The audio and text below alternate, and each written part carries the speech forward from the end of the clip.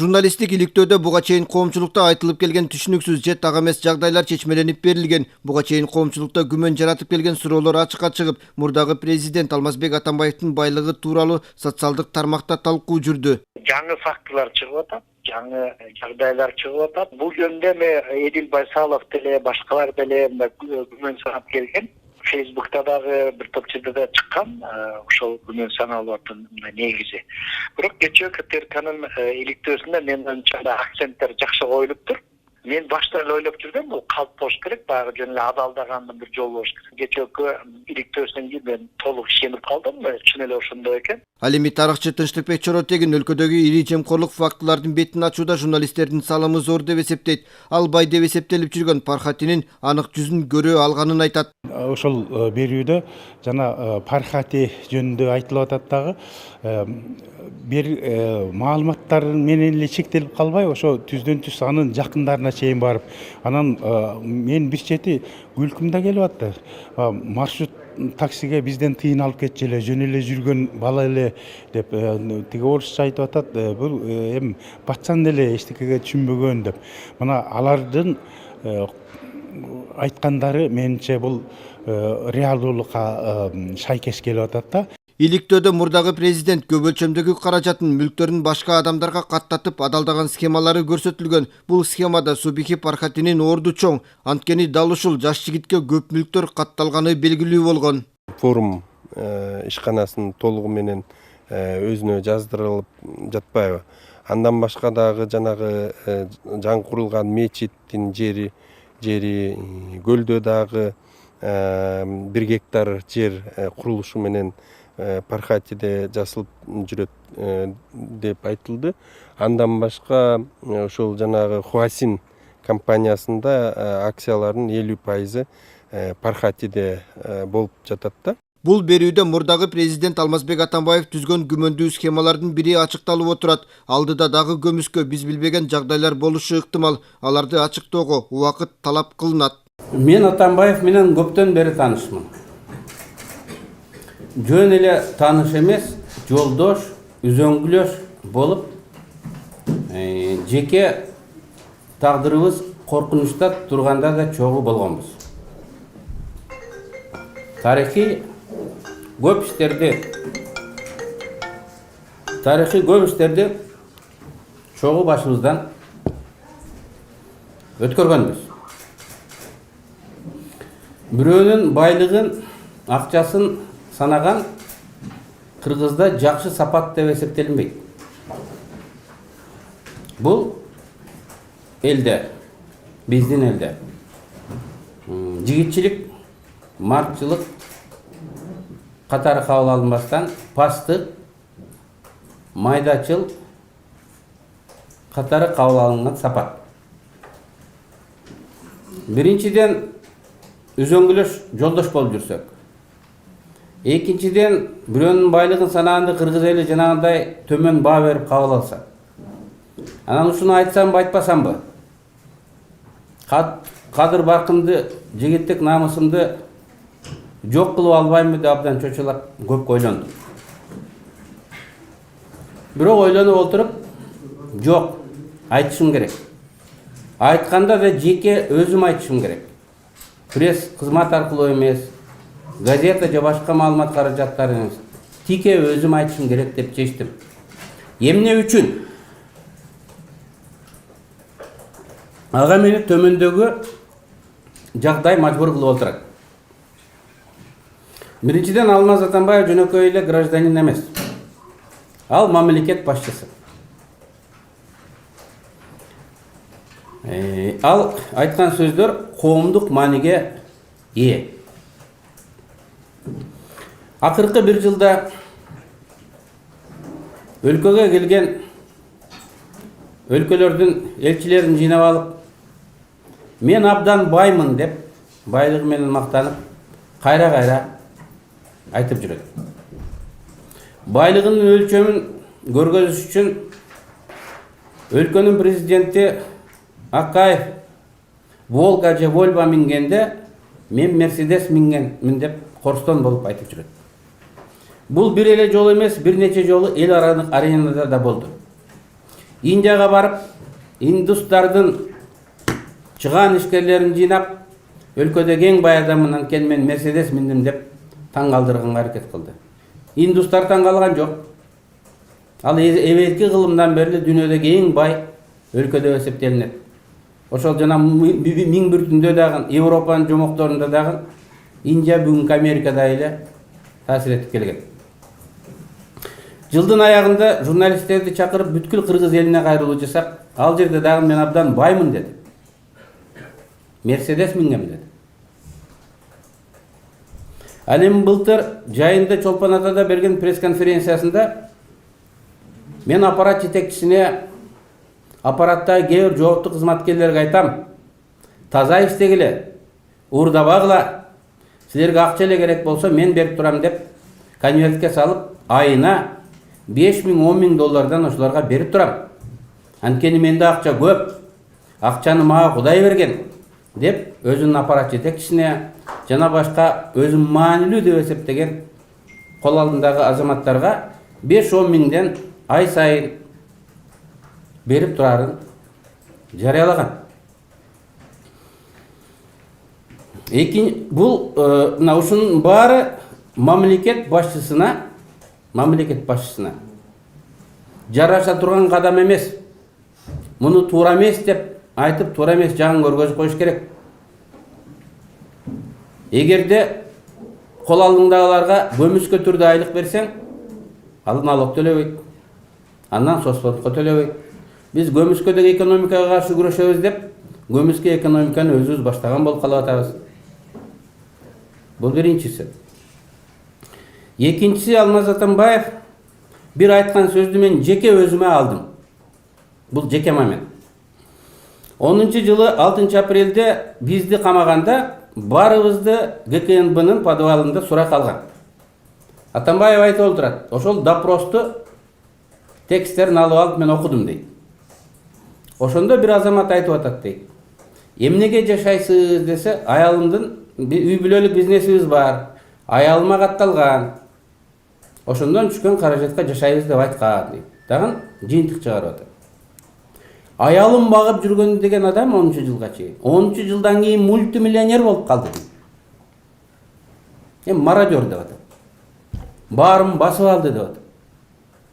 Ошону менен айтып койсо, Атамбаевдин мүнөзүнүн өзгөчөлүгү менен списать этип көңүл деле бурбай коет элек.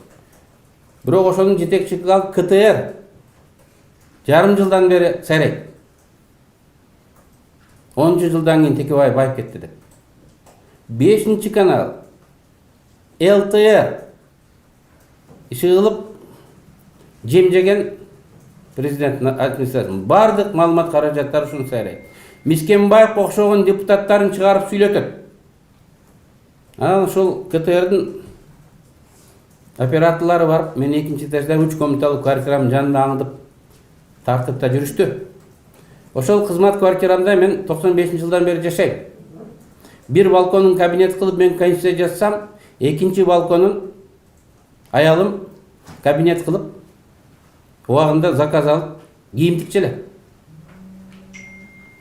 Ошол кызмат квартирамды Бакиев 20 жыл иштеп койгон экен. Жаман көрсөндө Кыргызстанга салымы тийген мыйзамдуу негизи бар экен деп 2008 жылы приватташтырып мага берген. Ошону менин жолдошум деген Атамбаев быйыл 2013 жылы ушул Текебаев ушул квартираны басып алды дегендей КТРдан көргөзүп атпайбы? 10 жылы пайда болду ушул квартира.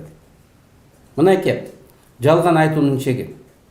Эми мен ушул жерде менде 10 жылга чейин эмне бар эле, 10 жылдан кийин эмне болду? Анан бүткүл дүйнөгө баймын деп жарыя салып жаткан Атамбаевде эмне бар эле? Азыр эмнеси бар? Ошону айтып койбосом, мен оюмча туура эмес болот. Мен угуучуларга, көрүүчүлөргө, окурмандарга мени туура түшүнүшүн сунуш кылам. Жана бизде жаман сөз бар го, чукуйт деп. Чукуйлатат деп. Бул чукмай эмес. Бул коомдук мааниге ээ чоң кадам. Мындай кадамды баары жасай албайт. Менден башка бирөө айтып көрсүнчү. Ошон үчүн мен жасап аткан кадамыма дагы татыктуу баа бересиздер деп ойлойм.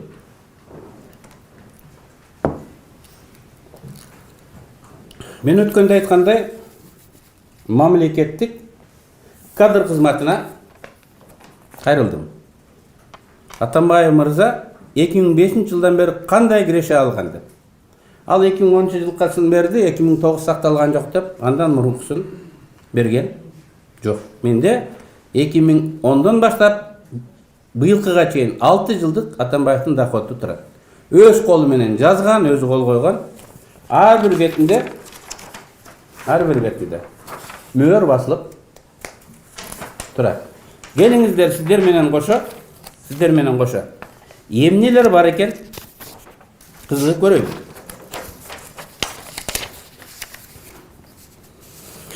Эки миң 10 жылы Алмаз Атамбаев 279.902 сом киреше алыптыр. Бул айлык акысы. Андан башка бир дагы тыйын киреше алган эмес. Анын жакындары, негизинен бул аялы, 2010 жылы бир тыйын дагы киреше көргөн эмес. Бир тыйын да. Баймын деген Атамбаевдин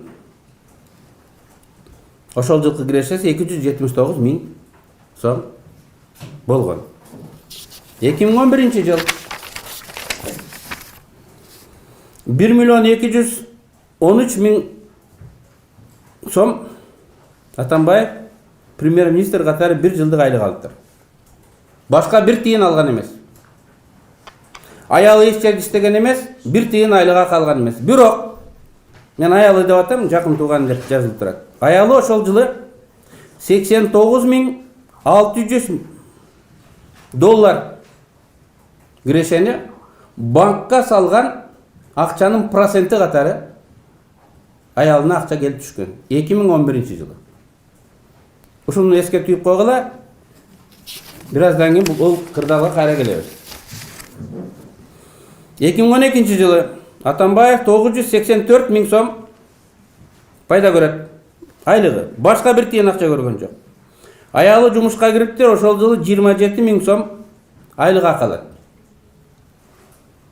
27.000 сом бир жылда. Бирок проценти көбөйүп $120.000 банктагы акчанын процентин алат. $120.000. Ишканаларынан түшкөн пайда 339.950 сом 12 тыйын болот. Ишканасынан түшкөн акча. Бул көп эмес, $5.000 акча.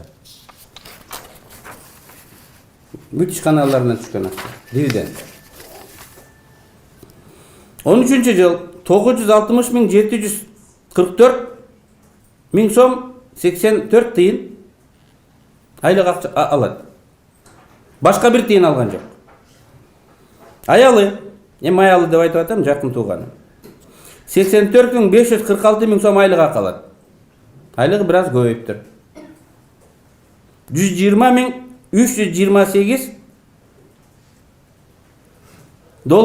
банктагы акчага бул жылда процент алат. 145.663 сом ишканасынан дивиденд түшөт.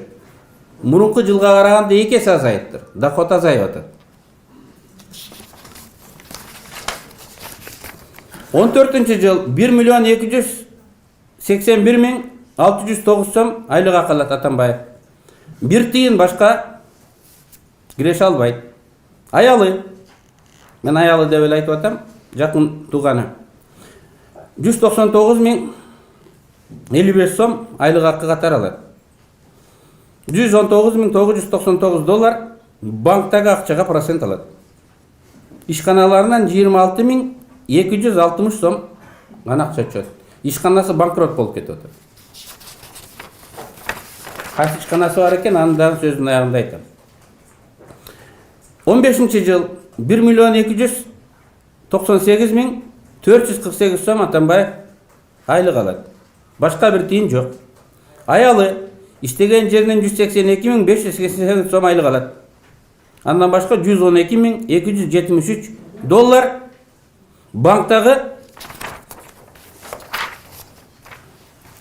банктагы акчасынан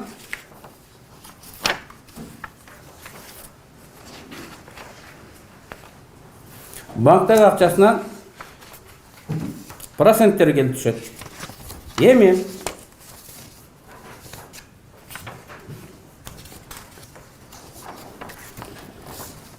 Эми урматтуу 6 жыл.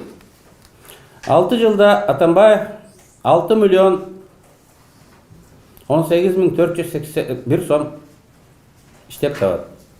6 миллион кыскача айтканда. 6 жылдын ичинде Атамбаев бир эле жолу чыгым жасайт. 34 миллион. Муну билесиңер, Албектен 2,7 гектар жер 34 миллионга сатып алат. Албетте, анын 6 миллион жетмеген эмес, бирок жардамга аялы келет. Аялы 6 жылда 32 миллион 371 миң 852 сом иштеп алган болот. Аялы менен Атамбаевдин кошкондо 38 миллион сом 6 жылда иштеп тапкан болот. Мына ошо Албектин уяты жок экен деп койдум менчи. Баласын дагы бакса, байытса, алып жүрсө, байкеси 6 жылда аялы менен кошуп тапкан акчасын тарс этип алып коюптур. 34 миллион. Атамбаевтарга эч нерсе калган эмес. Эми бирок мамлекет болгондон кийин мамлекеттик обеспеченияда кийими бекер дейлик, жегени, ичкени бекер дейлик, жүргөнү бекер дейлик, баары бекер дейлик. Ошондо деле 6 жылда тапканы бир участокко кетиптир. Көз каранды эмес, эксперттердин айтышы боюнча Атамбаевдин хан сарайы 5-6 миллион доллар турат. 5-6 миллион доллар. Атамбаев жананын пресс-службасы Атамбаев жеке өзүнүн каражатына курду деп айтып жүрөт. Кайдан ал акчаларды алды? Биринчи суроо. Ал жерге асфальт жол курулган. Дарыянын аркы өзүндө Атамбаевдин 6 гектар жери бар. Экөөнү кошуп, атайын асфальт жол барды. Атамбаевдин 2 участогун кошуп, металдан көпүрө салынды. Хан сарай 6-7 үйдөн турган комплекс курулду. 6-7 миллион 5-6-7 миллион доллар турат дейт. Кайсыл акчага курулду деген сөз ар бир кыргызстандыктар үчүн керек. Румынияда эмне болуп атат? 24 миң евро зыян кетирген адамды түрмөдөн чыгарам деген үчүн 1,5 миллион адам туруп, Чаушескидей кылып өкмөттү кетиребиз деп турат. 24 миң доллар үчүн. Эми мен башында айттым, эми Атамбаев айтат. Аялы Текебаевди багат эле 10 жылга чейин. 10 жылдан кийин Текебаев мультимиллионер болду дейт. Мен эле эмес, Атамбаевди деле аялы багат турбайбы? Мына мен айтайын. Менин аялым иш кылып налог төлөп жүргөн. 12 жылга чейин Атамбаевдин аялы бир тиын таппай үйүндө отурган мен силерге документ катары көргөзсүм го. Мен дагы айтам. Мен эле эмес, Атамбаевди да аялы багат экен. Банктан жылына 120 миң доллар процентке акча алып турат экен. Атамбаев айтты, Текебаевдин байлыгы 10 жылдан кийин келди дейт. Мен өзүм декларациямда көргөзөм.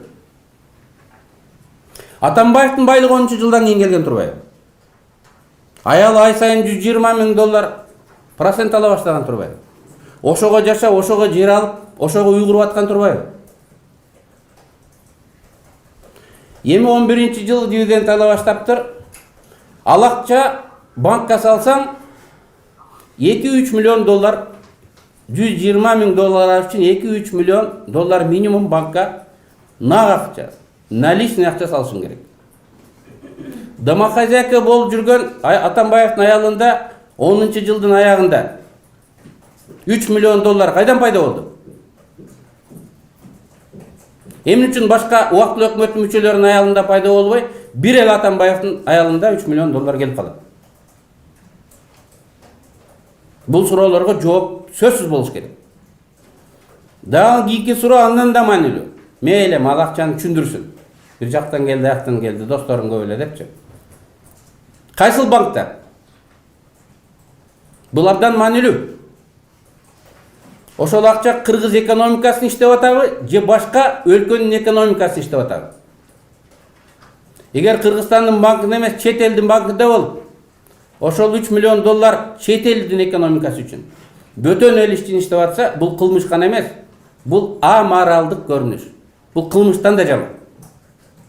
Элге жанымды берем, жүрөгүмдү берем деп коюп, тапкан акчаңды чет элге катып, чет элдин экономикасын дүркүрөтүп аткан болсо, Кыргызстанды ойлоймун, Кыргызстандын экономикасын өстүрөмүн деген ниетиңе эч ким ишенбейт.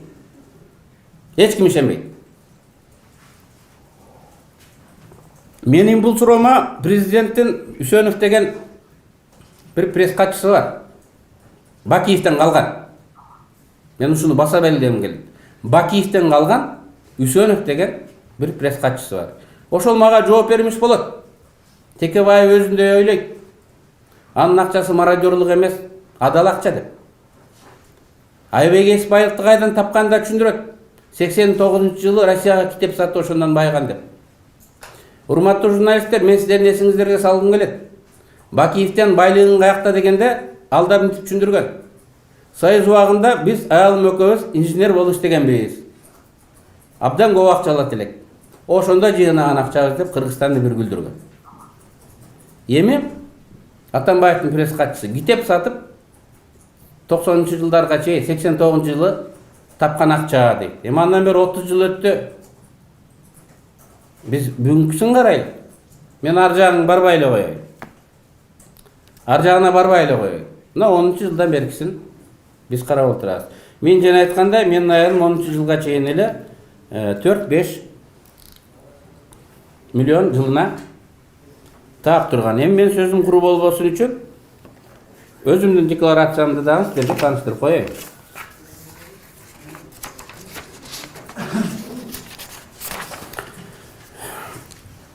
Жылы мен өкмөт мүчөсү катары 230.118 сом киреше таптырмын.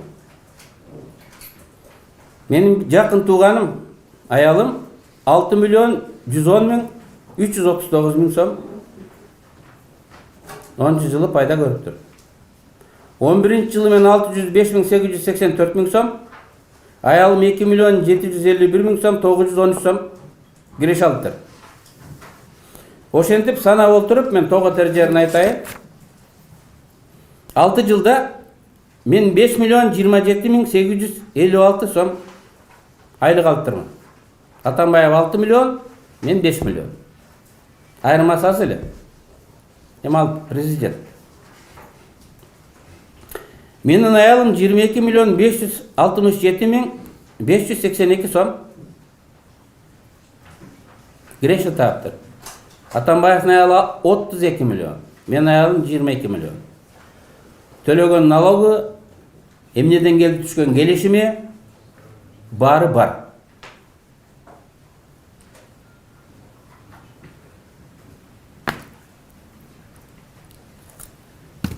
Эми ушул президент жалган айтып, өзүнүн саясий оппоненттерине бүткүл мамлекеттик ресурсту пайдаланып жала жаап, мен жомокто Кудай баймын, аны Кудай берген. Менде Данияр Нарымбаевка 5-10 миң доллардан айлык берип турат элем дейт. Андан кийинкисине да, мурункусуна да берип атат. Анын айтканы боюнча. Менде акча бебегеси көп болгондуктан дейт, Кудай бергенден мен ушу таратып бере берем дейт. Эми мен мечит курдум деп акча бергендин, тиги курдум деп президент айтып атат дегендерди айтпай эле коеюн. Эгерде аларды берген болсок, аял экөө тапкан акча дагы жетпей калат. Ал эми бирөөнүн эсебинен мечит курдурдум деген, бул Кудайды алдагандык болот. Бул капырлыктан дагы жаман. Бирөөнүн эсебинен мен курдуртуп атам деп мечит курдурткан. Мечитти адам өзүнүн эсебинен курдуртуш керек. Ошондо Кудай эсепке алып коет. Ошондо эл эсепке алып коет.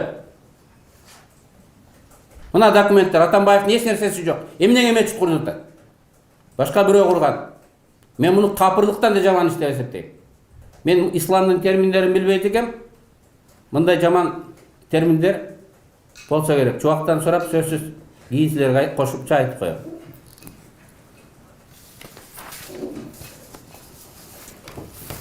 Урматтуу журналисттер, мен Атамбаев бай ал ишканаларды алган деп жүрөт да. Атамбаев эми Акаевка ишенсек, жазуучуларга да 50 миллионго жакын доллар акча берилген, ошого бир нече заводду сатып алып койгон экен. Чыңгыз Айтматовду алдап деп айтып жүрөт. Ал заводдордун 10 гектар жерлери, станоктору бар эле. Ал ошол заводдордун бири дагы бүгүн Атамбаевда жок. Пансионатын пансионаттай, жерин участоктай, үйүн ушул корпустай кылып барын сатып жиберген. Анан мен промышленникмин, өндүрүшчүмүн, бизнесменмин. Балыктай сүзөм бизнесте, барын билем деп айтып жүрчү эле. Биз деле ишенип жүргөнбүз. Көрсө, ал Кыргыз автомашты, Кыргыз автомаш, Кыргыз радиатор, Кыргыз автомаш радиатор булар бир ишкана. Сиздерге таратып берем. 2007-жылы толугу менен сатып жибериптир. Черних Анатолий Серафимович, композит групп. Азыр бүгүнкүсү Зенин Сергей Николаевич, Сюзин Игорь Алексеевич, Широковский Арсений Васильевич деп бүт бара Россиянын граждандары Россияда композит групп деген холдингдин катарына кирип кеткен. Эми Атамбаевдин баласында барыңар угуп билип жүрөсүңөр, бир кичинекей элемеси калган. Автомаш Энерго деген. Ортомчу алып 30 тиындан электр энергиясы сатып 2 сомдон ишканаларга жана шаардыктарга сатып атып пайда көргөн. Эми ал баласы деле көп пайда көрбөйт, 2 миллион, 3 миллион сомдук электр энергиясы сатат экен. Бирок анысы деле ал бечара баласынын өзүнүкү эмес экен, 3 адамдык экен. Буну бизнес учредитель Лоса Автомаш радиатор, бул Екатеринбургка кетти, жана айттым. Василий Юрий Иванович, анан Атамбаев Сейитбек Алмазбекович. Эми баласында эч кандай претензиясы жок, кичинекей чакан бизнес экен. Мен болгону гана эбегейсиз байлыгы жок экендигин баса белгилегим келет.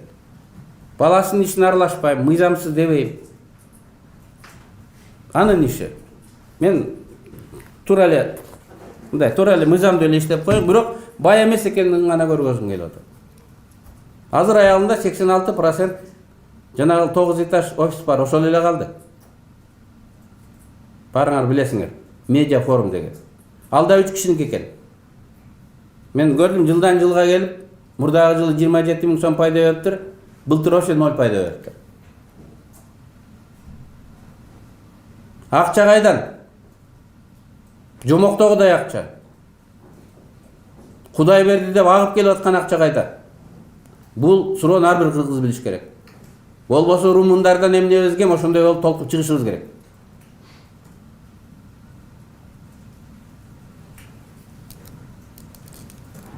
Кыскача ушул, эми жана 2 миллион аялында кайдан, 2-3 миллион доллар аялында кайдан пайда болуп калды дегенге менде версиям бар. Жөн эле бир жактан пайда болуп калбайт. Аны мен кийинки жуманын 2-нчи күнү сиздерге айтып берем. Бир жумадан кийин көрүшкөнчө саламатта болуңуздар. Вопрос можно? Можете сказать, какое имущество было у вашей жены до 2010 года и какое после 2010 года? И второй вопрос по поводу вашего заявления о родственниках приближенных президента в Евразийской экономической комиссии. Правительство официально опровергло эту информацию. Вы обещали, что если это не так, то 4 года будете молчать. Нет, вы откуда? Понятно. С вами все понятно. Я предъявил массу претензий правительству, массу претензий. Они упустили шанс для кыргызской экономики. Они нанесли непоправимый ущерб кыргызской экономике, благосостоянию каждого гражданина. Я все перечислил. И отнимись от капелек, да, вот правительства, это было назначение негодных, приближенных своих людей. Когда я говорю, что если я не прав, имелся в виду все это. Все это никто опровергать не будет. Тиги Сүйүнбаевдин жеңеси экенин телохранительдин. Эми барыңар билесиңер. Об этом они стыдливо умолчали. А Турузбеков деген анын алысыраак тууганы болот деп атат. жөн киши 27 жашар бала президенттин администрациясында референт болуп иштеп, анан союздук өлкөгө министр болуп барып калмак беле. Эми ал баарына түшүнүктүү. Помощник болуп жүрүптүр сапарда, ушул жерде жүрүптүр. И алысыраак тууганы болот. Жакында аны дагы эми кыргыз тез эле элет, аны дагы алып келишет. Анан жана Черных деген. Мен мына Черных Илья Анатольевич болуп атат, берде Черных Анатолий 45%-тин тиге владелец болуп атат. Балким фамилиясы окшош адамдар болушу мүмкүн.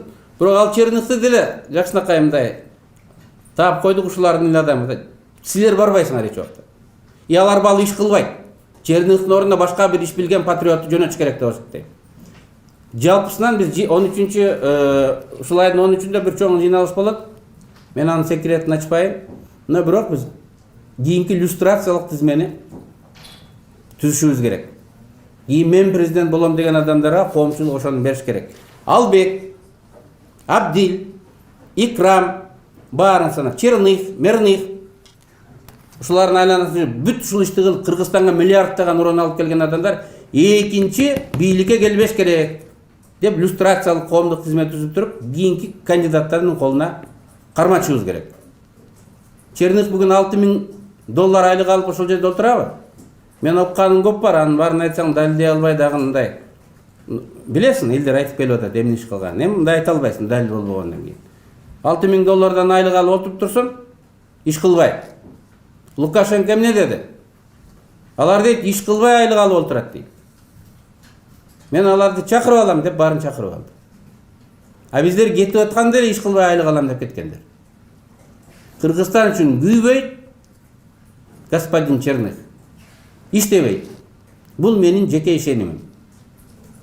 И андан жерден кетишине аз калды. Абдан аз калды. А по поводу жены?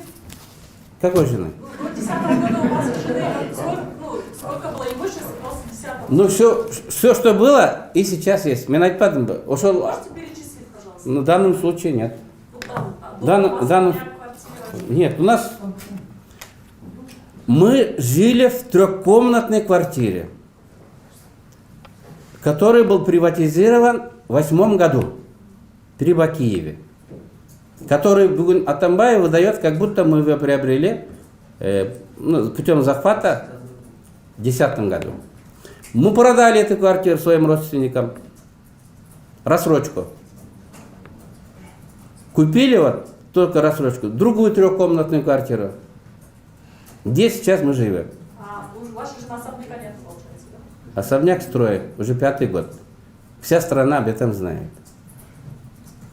Вот үйден түшкен акчага болуп калса, мына биз ошол үйдүн фасадын бүтүрөлүк деп атат. Ичине жетпейт экен.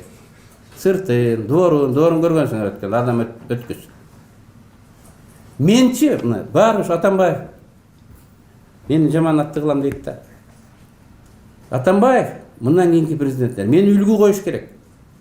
90-жылы Кыргызстанды түзгөн адамдардын бири ушул. Эми андан эч айланып кете албайсың. 30 жылдан бери депутат болуп жүрөт. 30 жыл бою 3 комнат квартирада жашайт. Мынаке балкону, столу турат балконда компьютер менен.